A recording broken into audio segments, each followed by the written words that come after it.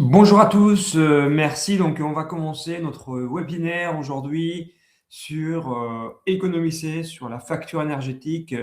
On va vous donner un exemple d'un client avec qui on travaille. Donc, aujourd'hui, on a Alterbax, qui est intégrateur des GTB, donc des gestions techniques du bâtiment. On va vous présenter un peu toute cette méthodologie. Merci d'être aussi nombreux. N'hésitez pas à poser des questions. Si vous nous entendez mal, si ça coupe ou si jamais vous souhaitez avoir des questions techniques, on sera ravi de vous répondre. Donc, on va commencer cette présentation. Donc, je suis Louis, responsable commercial au sein d'Alterwatt. Alors, j'accompagne vos confrères dans le cadre des projets et GTV. Et je suis venu avec mon collègue Nathan Blanc, qui est ingénieur en intégrateur GTV chez nous. Donc, on a la chance de l'avoir. Il a déjà fait de nombreux projets au sein des Alterbax et on va pouvoir commencer. Alors, nous, Alterbax, on est un intégrateur et pilote des solutions techniques du bâtiment, donc des GTB multimarques. Alors, Nathan parlera plus tard pourquoi on fait plusieurs marques et quelles sont les marques avec qui on travaille. On travaille dans le cadre de la transition énergétique des bâtiments tertiaires, donc avec le décret tertiaire, avec le décret BAX. On accompagne les gestionnaires, les propriétaires, les occupants dans le cadre des pilotages, installation des GTB, des A à Z. Et puis, Alterbax est créé par Alterwatt en 2024. Donc, c'est un acteur référence dans l'efficacité énergétique et on accompagne plus de 500 clients déjà avec une note de satisfaction de presque 5. Donc, c'est-à-dire qu'à chaque projet, donc qu'il soit l'installation des GTV, on s'est fait noter par nos clients, ils sont assez satisfaits et c'est pour cela qu'on vous présente aujourd'hui c'est le cas Gestima. Alors, c'est qui Gestima? Donc, Gestima, c'est un cabinet qui accompagne les bâtiments tertiaires en Île-de-France depuis déjà 1988. Alors, donc, ils détiennent pas mal des bâtiments tertiaires et le site qu'on a accompagné, c'est un site assez grand qui se trouve aux Champs-Élysées. Donc, à Gestima, il va faire l'administration des copropriétés, il va gérer toute cette partie technique et la partie transaction. Alors, quel était l'objectif de Gestima? C'était respecter, il voulait que son client respecte le décret BAX en installant une GTB. C'est pour cela qu'ils nous sont demandé de pouvoir les accompagner dans l'installation de cette GTB, gestion technique du bâtiment, dans le cadre du respect du décret BAX. Après, la mission d'Alterwax avec Gestima, c'était d'installer, de suivre et piloter une GTB sur un site des Champs-Élysées.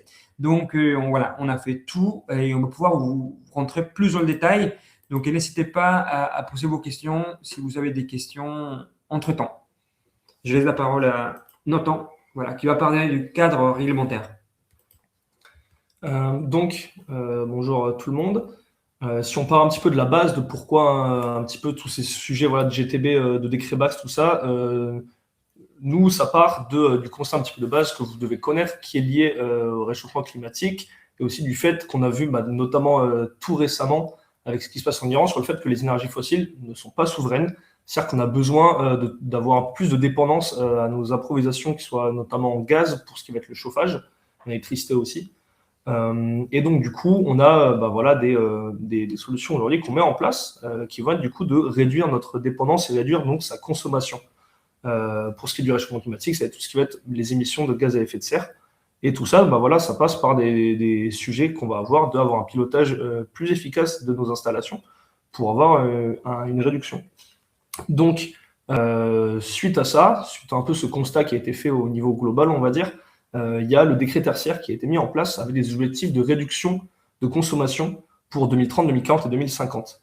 Donc, il y a deux objectifs que vous devez peut-être connaître, qui sont des sujets avec lesquels vous devez avoir l'habitude de travailler, qui va être du coup à la fois des références, enfin des réductions par rapport à votre année de référence sur la consommation, ou alors par rapport à des objectifs absolus, qui sont entre 80 et 120 kWh d'énergie finale par mètre carré par an, ça dépend.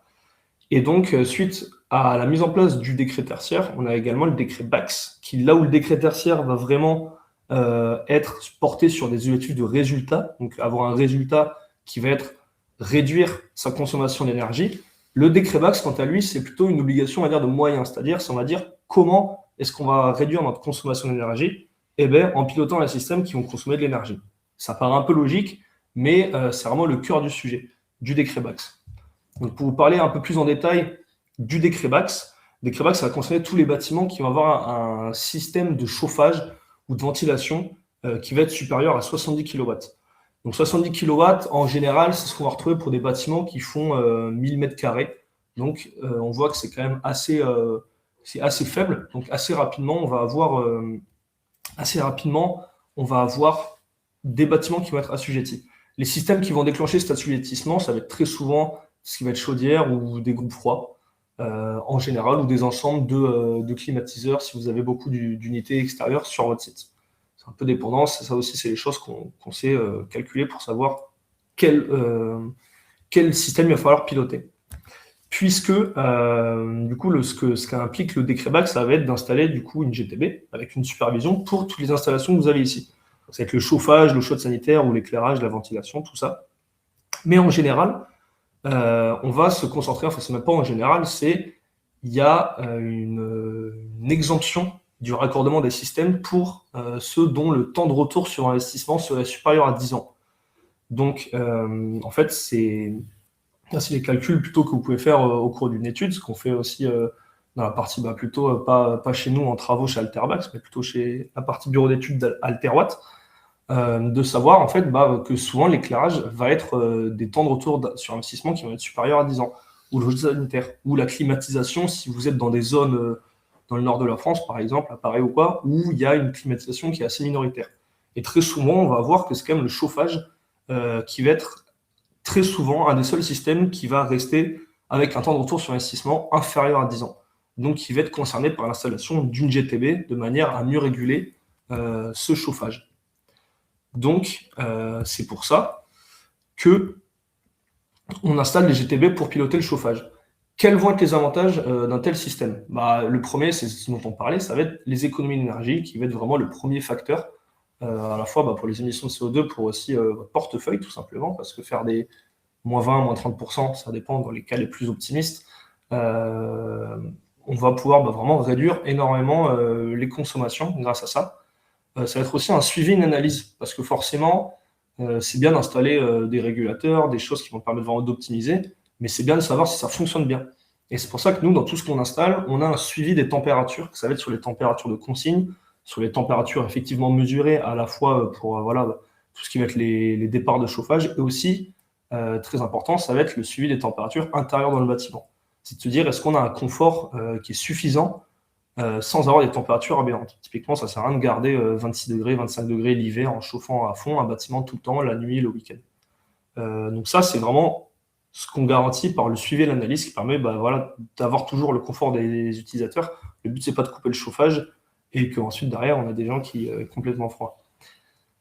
Faciliter le pilotage aussi, typiquement, des fois, ça va être si on a changer une consigne avec juste un petit bouton assez facilement, plutôt qu'aller devoir aller sur les régulateurs qu'il y a sur les chaudières, qui sont des choses un peu plus techniques à faire. Donc là, le but, c'est vraiment de faire des interfaces utilisateurs très faciles à prendre en main. Et du coup, lié aussi au suivi à l'analyse, ça va être l'aide à la maintenance. Si on a des défauts qui apparaissent ou des problèmes un peu techniques, on va pouvoir les identifier assez rapidement.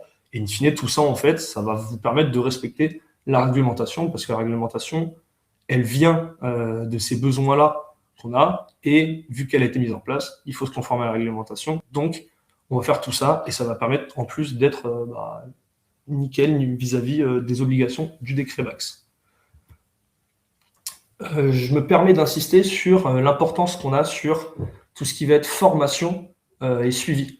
Parce qu'on a énormément de GTB aujourd'hui, pas chez nous, mais sur les parcs, on va dire un peu au niveau global, national, qui sont très mal utilisés ou qui ne fonctionnent pas.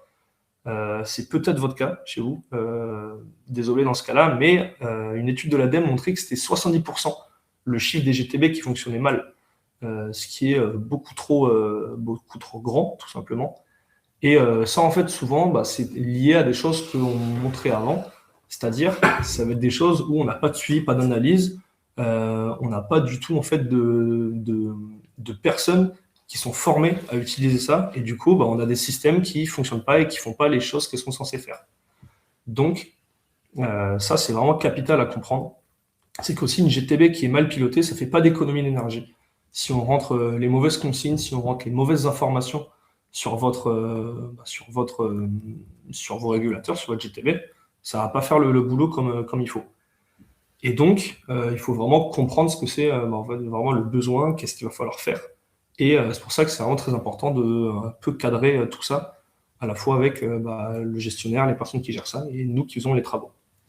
Et ensuite, il faut vraiment avoir une utilisation un peu régulière. C'est un peu comme le vélo, exactement.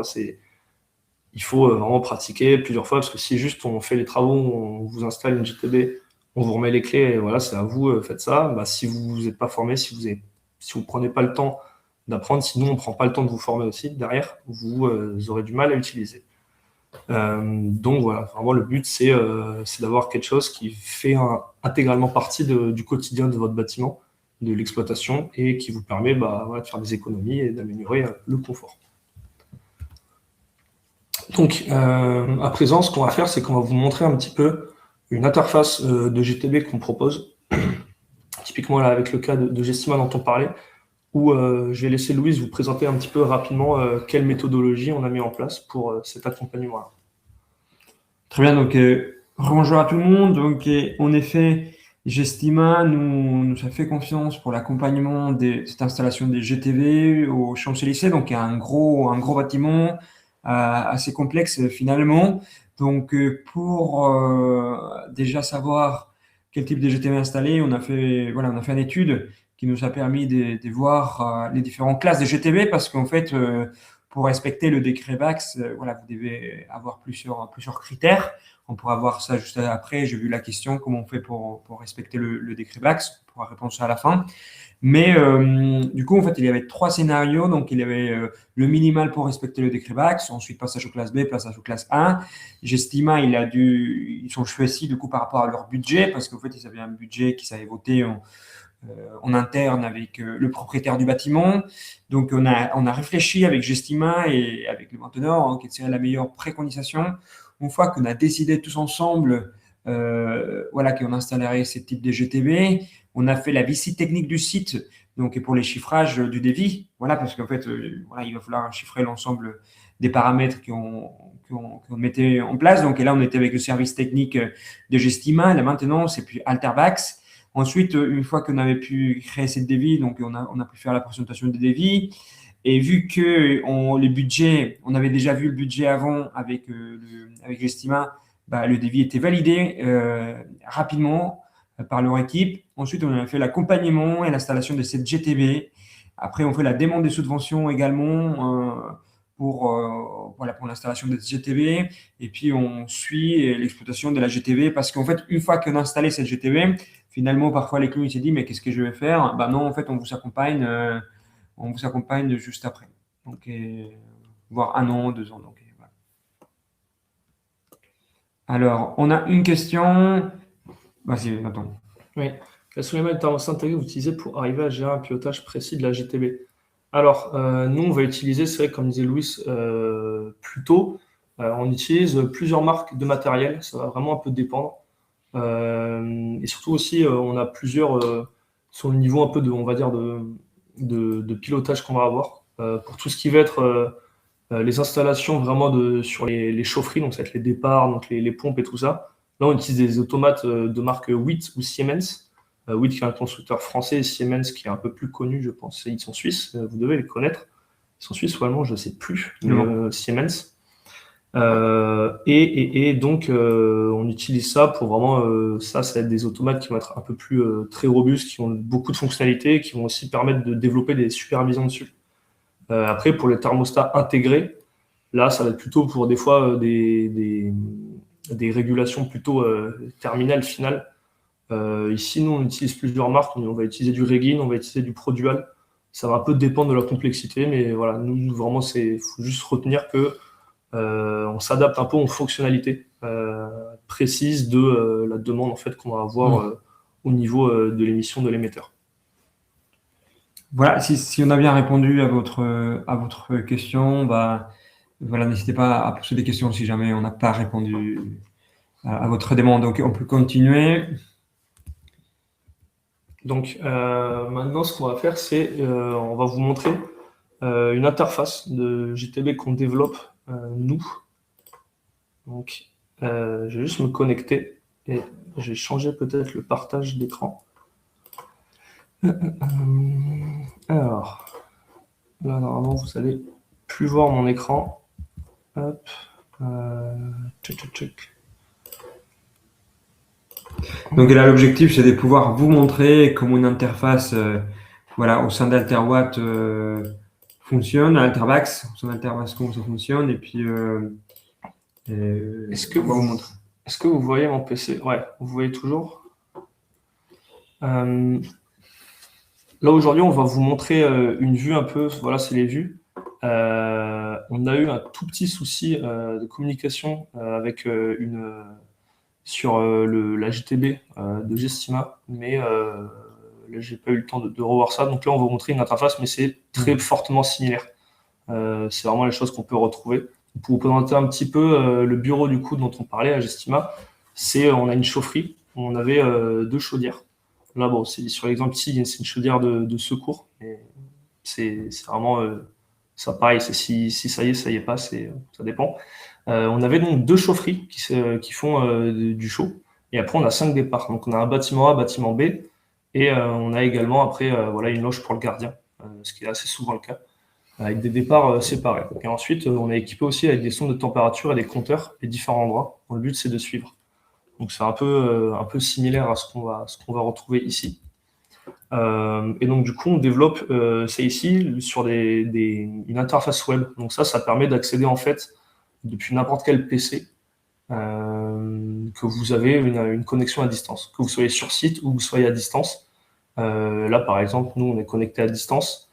Et ça permet vraiment en fait d'avoir une aide aussi à la maintenance. C'est-à-dire que nous, on accompagne pendant 1 an nos clients après à la réception, de manière à vraiment prendre en main. Des fois, on a très souvent des appels là sur les portes de chauffe. Là, en ce moment, il fait un peu plus bon. D'ailleurs, peut-être que il y a des sites qui ont déjà coupé le chauffage, puisqu'on est mi-avril.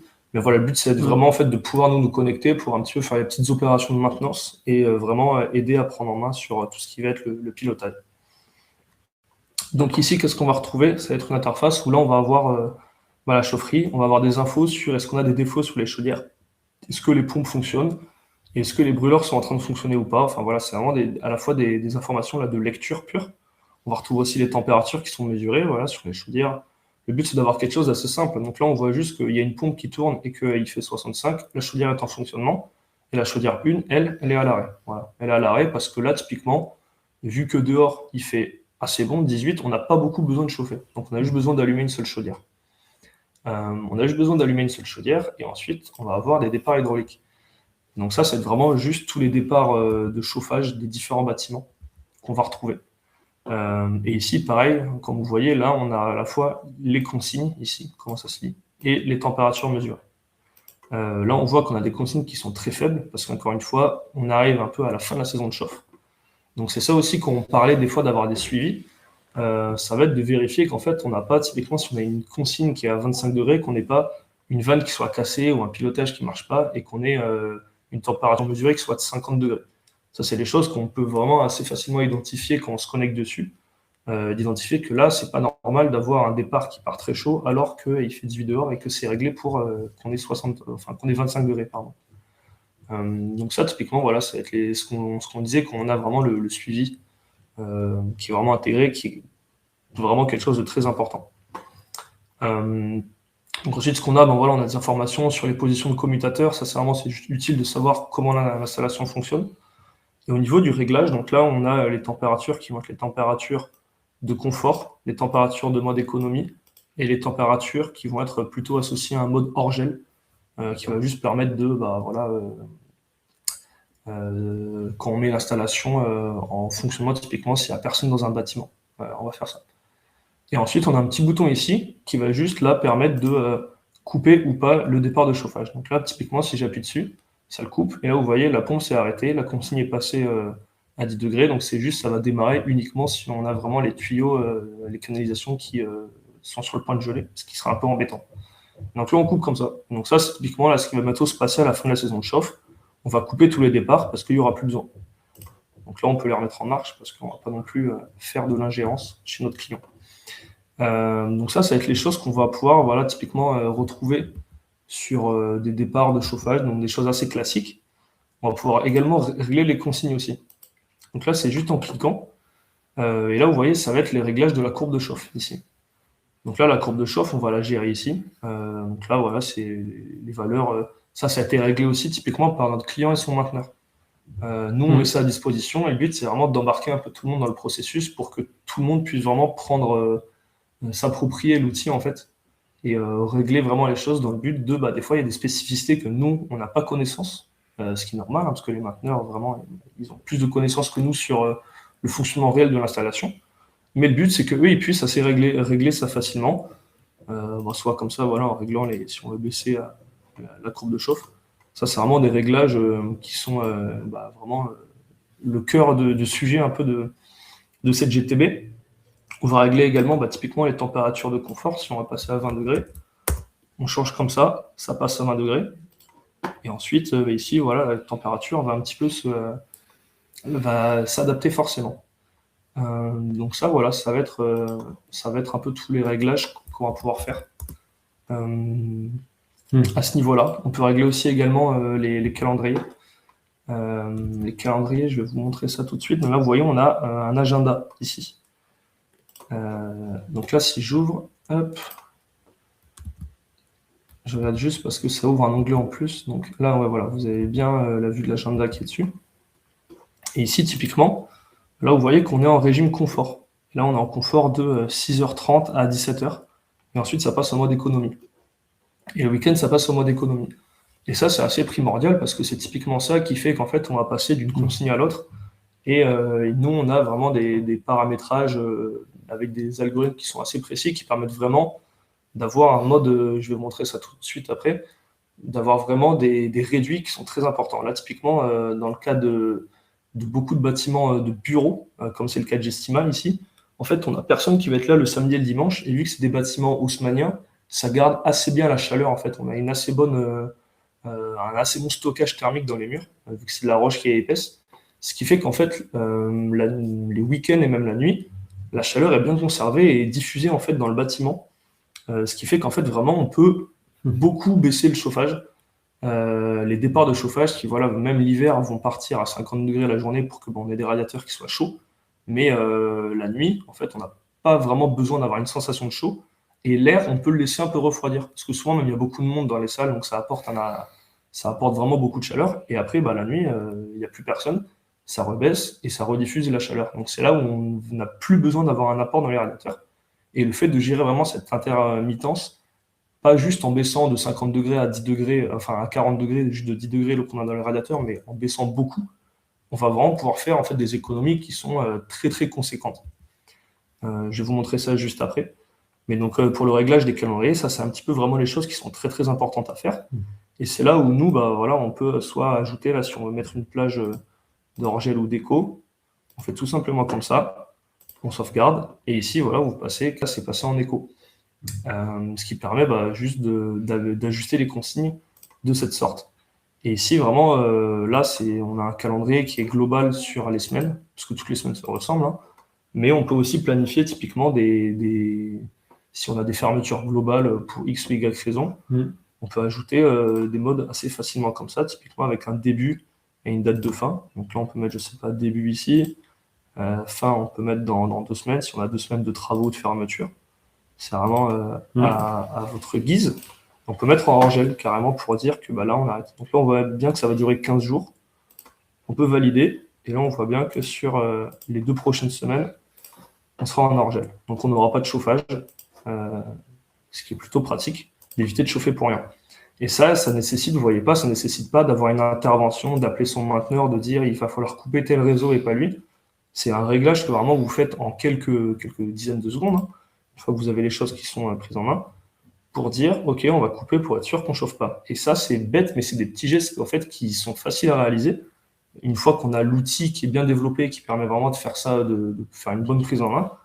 Et ensuite, ça permet directement, vous voyez, si vous ne chauffez pas tout un bâtiment plutôt que de le laisser parce qu'on n'a pas oublié tout ça, ça fait directement, après, ça fait des centaines, des milliers d'euros d'économies cumulées sur les mois.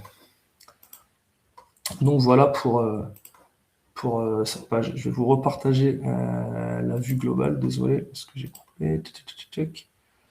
Simplement pour répondre à la question, comment on fait pour respecter le décret Bax? Du coup, on attend. Pour respecter le décret Bax, Oui. bah là, ça va être au niveau des critères. Des critères ici, le décret Bax, donc c'est plusieurs critères qui vont être basés sur le pilotage, qui vont être basés sur le suivi de l'analyse énergétique, sur le comptage aussi. Je vais vous montrer le comptage juste après. Et en fait, tout ça, c'est vraiment, ça répond en fait un à un aux critères. Donc là, en fait, ça, bah voilà, c'est juste à ce niveau-là. Parce qu'en fait, ce qu'on disait et la question qu'on avait eue au début, c'était est-ce que si j'installe une GTV, ça suffit pour respecter le décret Bax? Et en fait, la question c'est non, parce qu'il faut respecter l'ensemble des critères.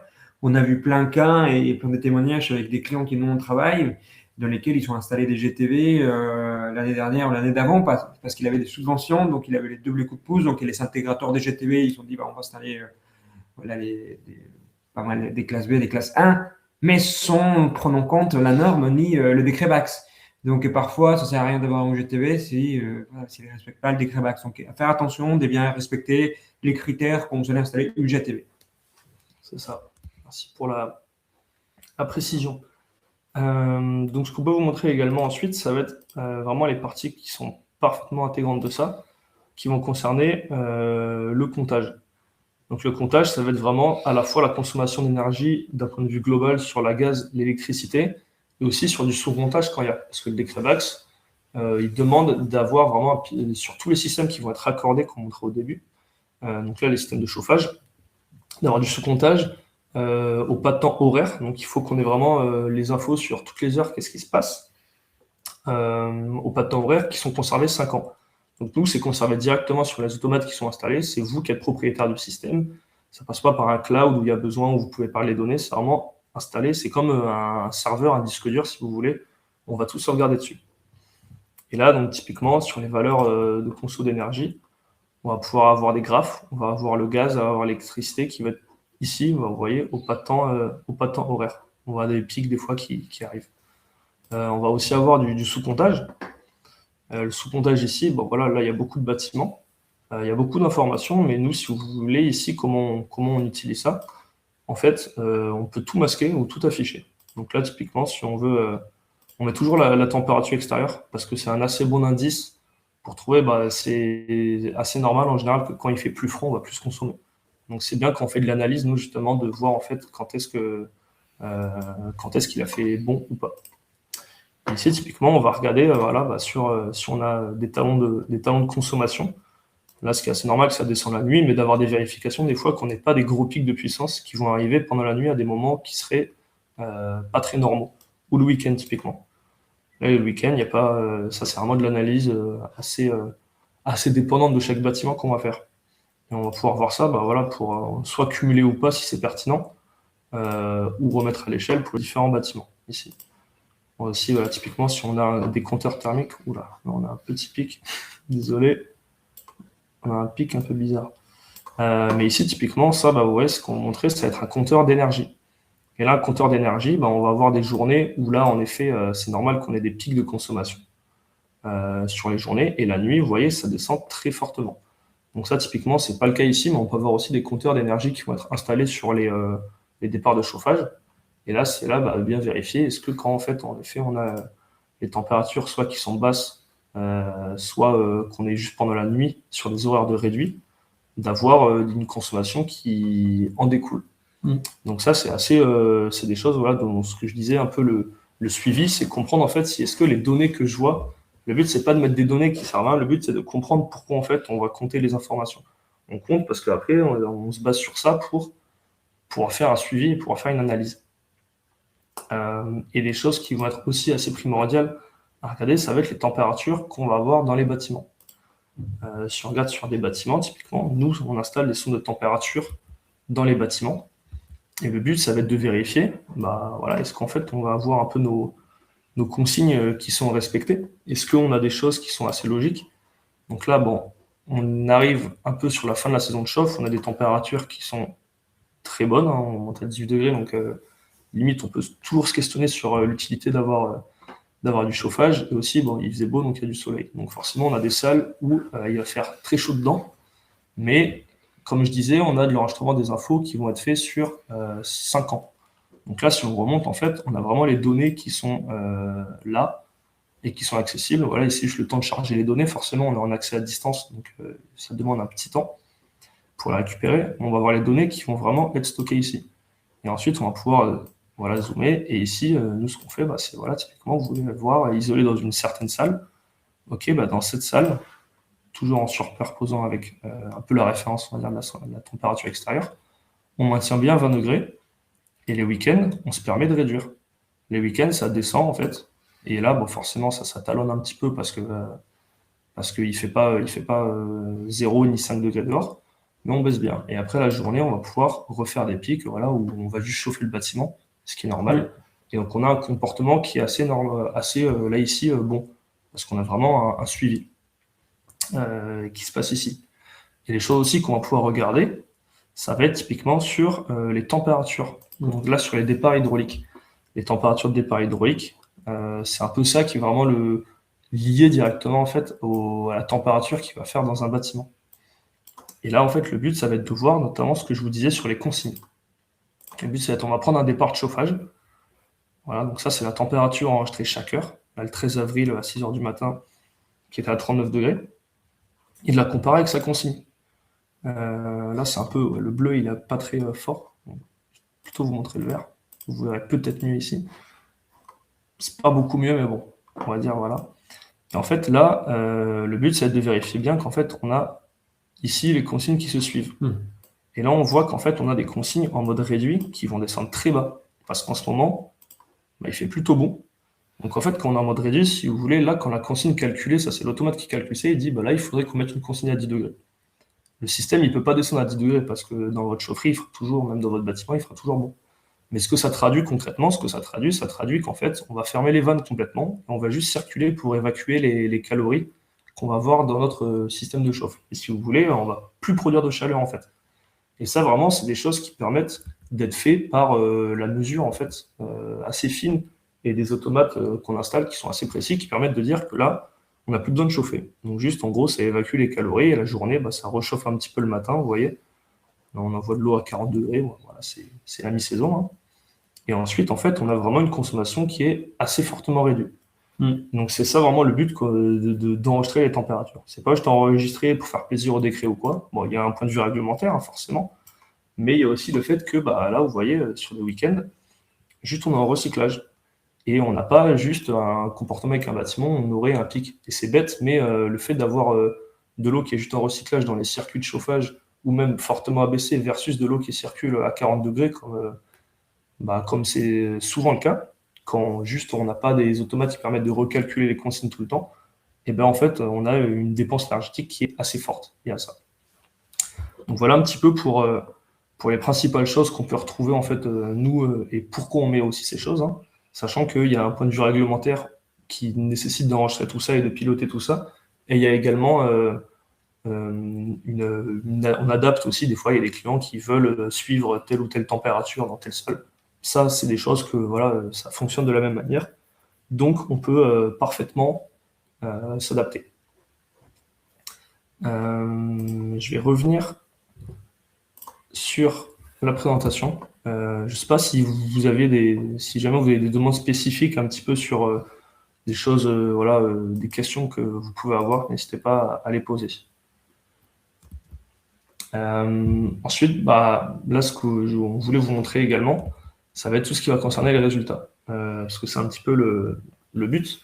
Là, vous avez juste un peu des tableaux avec les consommations qu'on fait, enfin les analyses des consommations qu'on fait. En fait, on a installé du coup la livraison, c'était sur Gestima, c'était en octobre, donc juste avant le début de la saison de chauffe. Et la petite histoire, ils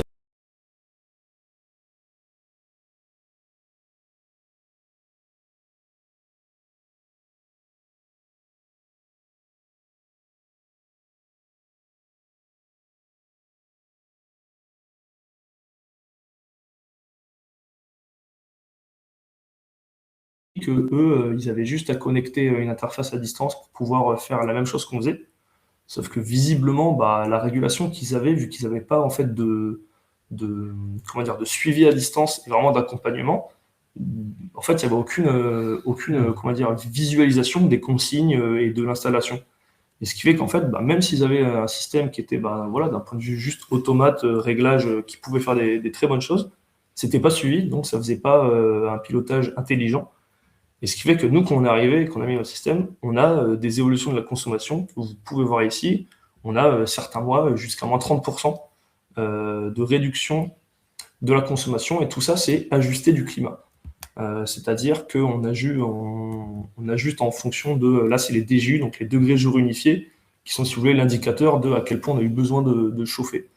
Et donc là on voit que l'année 2025, enfin 2025-2026, cette saison, est plus chaude que l'année dernière. On a des DGU qui sont plus faibles, donc on a moins besoin de chauffer. Et ce qui fait qu'en fait, bah, au niveau de la correction climatique, ça joue entre guillemets dans la défaveur, parce que forcément il fait moins chaud, donc il fait plus chaud, donc on a moins besoin de chauffer, donc on va moins consommer. Et même en ajustant là-dessus du climat, on a des résultats qui sont très bons, où vous voyez, bah, là, sur des évolutions de consommation de 30%, ça fait des économies d'énergie associées de plusieurs dizaines de milliers de kilowattheures, et qu'on convertit en euros et en tonnes de CO2, bah, là, vous voyez que sur des euros, typiquement, ça fait déjà sur la saison, là, juste sur 3 mois que je vous montre, ça fait 10 000 euros. Ça fait maintenant 9 000 euros, mais là, il y a juste janvier. Donc, si vous voulez, sur la saison au global, on aura des économies d'énergie sur les factures qui vont être de l'ordre de entre 10 et 20 000 euros. Et pour une installation de GTB qui, ici, j'estimais, avait coûté 40 et quelques mille euros. Donc, si vous faites un calcul assez rapide de TRI, c'est des TRI qui vont être vraiment rentables en 2-3 ans.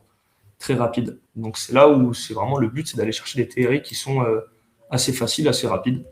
Et ça passe par le fait d'avoir des réductions de consommation qui sont assez fortes. Donc, pour vous présenter un petit peu, voilà, rapidement, pour vous projeter sur un peu, nous, notre méthodologie de travail, que Louise vous présentait un petit peu sur le cas voilà, qu'on a vu avec Gestima. Mais le but, c'est d'être vraiment, en fait, une fois que la commande est passée, de nous, on commence par vraiment préparer au mieux les travaux. Le but, c'est vraiment, ce qu'on disait, c'est de comprendre un peu le besoin et de traduire ce besoin par des solutions techniques qu'on va avoir. Donc, c'est là où nous, du coup, on fait plein de relevés, à la fois sur le comptage, sur quel câblage on va devoir faire. Sur là, on met même la couverture LoRaWAN. LoRaWAN, c'est le protocole qu'on utilise pour les sondes de température. Vérifier que si on installe une sonde, elle va bien pouvoir émettre. Donc ça, c'est vraiment des choses où le but, c'est vraiment que le chantier, ça se passe le mieux possible. Nous, ce qu'on fait aussi, bah voilà, du coup, c'est tous les moments où on va pouvoir commander le matériel, le programmer. Le but, c'est vraiment voilà, de vraiment tout faire à la phase d'avant travaux. Et ensuite, quand on fait les travaux, voilà, tout ce qui va être les choses administratives avec les plans de prévention, les mises en place des accès à distance aussi, puisque souvent on a besoin de pas mal une partie réseau qu'on voit avec soit nous en interne, soit avec votre service informatique. Ça, c'est vraiment des choses qui, en fait, c'est un peu un métier qui va dans pas mal de compétences. La GTB, que ce soit voilà, en informatique, en hydraulique, en électricité.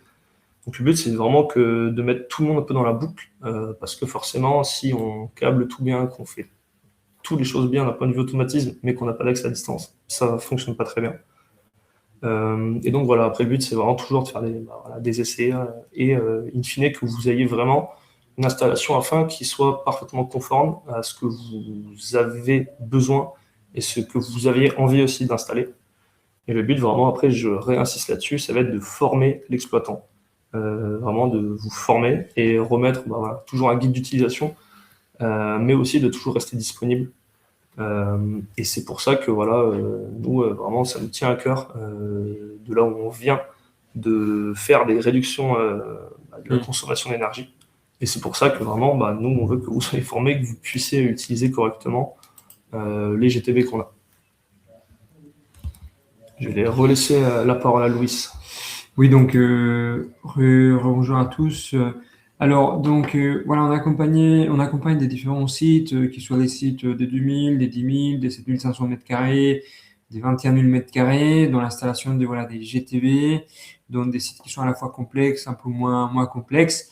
On s'adapte aussi à chaque bâtiment et à chaque demande du client par rapport à leur budget, leurs besoins, et puis leur timing aussi. Et puis, on peut voir que chaque site ne se ressemble. On a fait des établissements scolaires, donc des lycées. On a fait des cowork avec des labos à l'intérieur, mais on a fait aussi la PHP avec les hôpitaux. On a fait des bureaux, donc on commence à avoir un expertise. Et puis souvent, nos clients nous témoignent, donc en fait, pourquoi ils s'aiment passer par nous, c'est parce qu'en fait, on suit aussi à la fin de chaque projet, de chaque installation. On vous laisse pas tout seul, donc on vous accompagne par rapport à cette expertise BAX qu'on a, sur la norme, sur la solution clé en main, et puis un service personnalisé. Donc, si jamais vous souhaitez une démonstration de supervision des GTV pour vos sites, on serait ravi de pouvoir répondre et comprendre vos besoins, comprendre pourquoi vous souhaitez les faire. Et puis on peut voilà, finaliser cette slide par ça. Donc si vous souhaitez qu'on vous accompagne, n'hésitez pas à nous écrire, on serait ravis. Voilà. Je ne sais pas si vous avez encore des questions. Du coup, N'hésitez pas si jamais vous avez voilà, des questions ou vous voulez revenir sur des points de détail. Voilà. Faites-le nous savoir dans le chat ou si jamais c'était suffisamment clair. Merci en tout cas pour votre écoute pendant ce webinaire. Et on est disponible du coup par visioconférence ou en présentiel pour voilà, échanger plus en détail sur ce type de projet des GTV. Voilà, merci beaucoup et bon après-midi à tous. Ah, quelqu'un écrit, je crois. Alors, voilà, merci d'avoir participé. Voilà. Bon, si vous n'avez pas de questions, c'est que ça devait être clair. Tant mieux. Et ben écoutez, voilà. Merci à toutes et tous.